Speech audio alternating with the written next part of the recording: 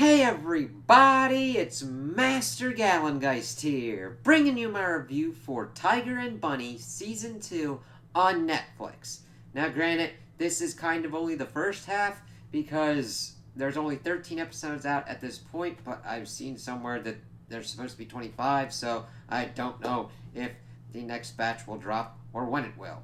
But this season picks up after the first season, where there's now been instituted a buddy system, and that's kind of the main conceit that kind of goes throughout the whole season, seeing the different kind of pairing ups of all the various kind of heroes and the different kind of problems that occur, while also introducing uh, Mr. Black and this Thomas dude.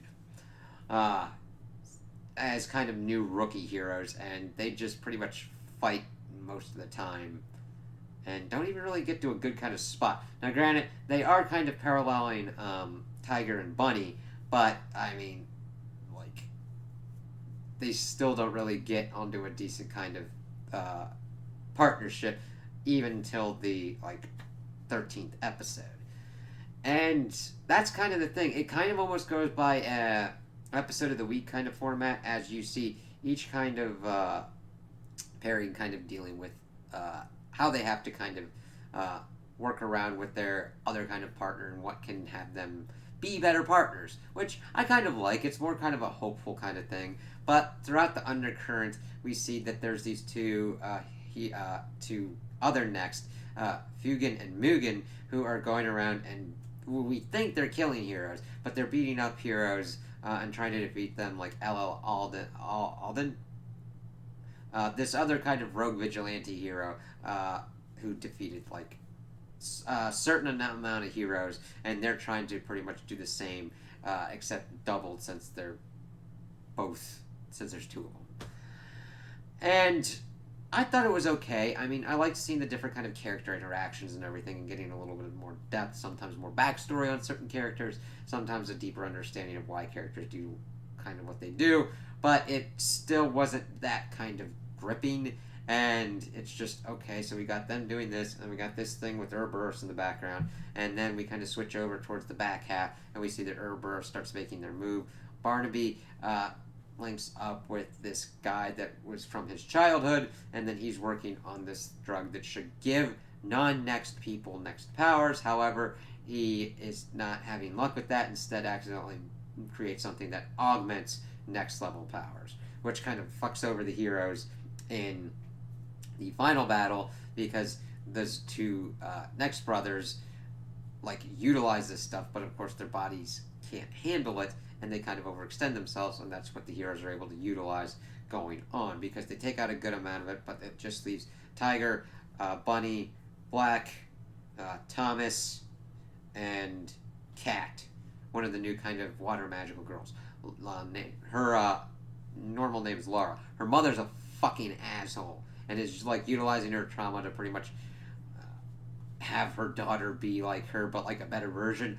Never kind of do that. I'm glad that she kind of stands up to her mother and is like, "Fuck you, all right? What you think is happening is not happening. Fuck you. I'm not doing that shit." It does fuck with her kind of mentally, but she's able to kind of come through with the blocks and everything. So I do like the kind of positive spin of seeing Tiger and Bunny and the rest kind of mentoring these heroes and helping them out and getting them through all this crazy stuff. Now, granted, the final battle is pretty kind of cool, because they have to figure out how to deal with their powers, because the one longer hair guy can redirect energy, so you can't really attack him, and the other one can teleport everywhere. But, of course, Laura's able to utilize her water powers to kind of blast him. The one dude gets blasted into a spike thing that's pretty much killing him, and then the other dude's body is pretty much breaking because he shouldn't be able to utilize that much force, and they're both dying. It's like, goddamn, help them out. But of course, they teleport to their father kind of figure dude, Ouroboros, who's been freezing the heroes. And then there's one dude escaped from the Ouroboros facility with the things that could augment his powers, and he kills the other dude, but not before he's able to unfreeze the rest of the heroes. And they're all three dead. It was just really kind of a weird kind of way to kind of finish out their plot thing, because I think that there's at least more that they could have done with them, either antagonist wise or to set them up to become reformed. But other than that, I'm like, all right, this is detailed. This is okay. Not that there was much to write home about to like go into their character depth. The action scenes were good.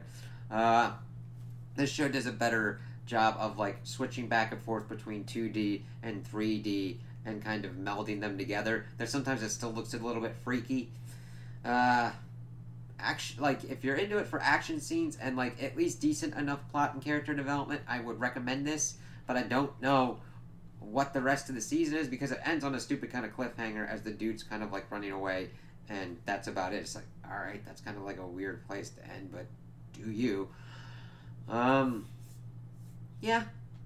So if you're like, I want to get into kind of like a superhero kind of thing, this kind of works out. It's almost like an interesting kind of mashup between like the boys' corporate sponsorship things that you kind of have to deal with My Hero Academia, except it's not as bad as like the boys where like everybody's shit. It's more along the lines of My Hero Academia, so I would definitely recommend it for like seeing, oh, okay, these are like sponsored heroes.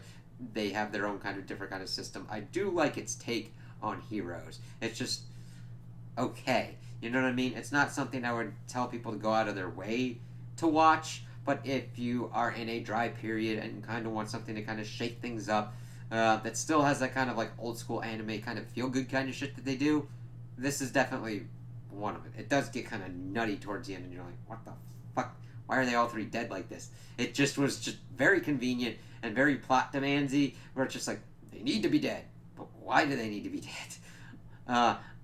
It wasn't even like an Ouroboros kind of faction. It just almost seemed like an accident. I'm like, all right, okay. So, yeah, it's there for you if you want it, and if you don't, and you're like, I don't know if it's for me, and you're more leaning towards not, you're not really missing out on much. So those are my opinions on the anime. Tell me what you guys think in the comments below. If you liked it, if you didn't like it, if you agree with me, if you disagree with me. Also, like and subscribe, and I hope you have a good day.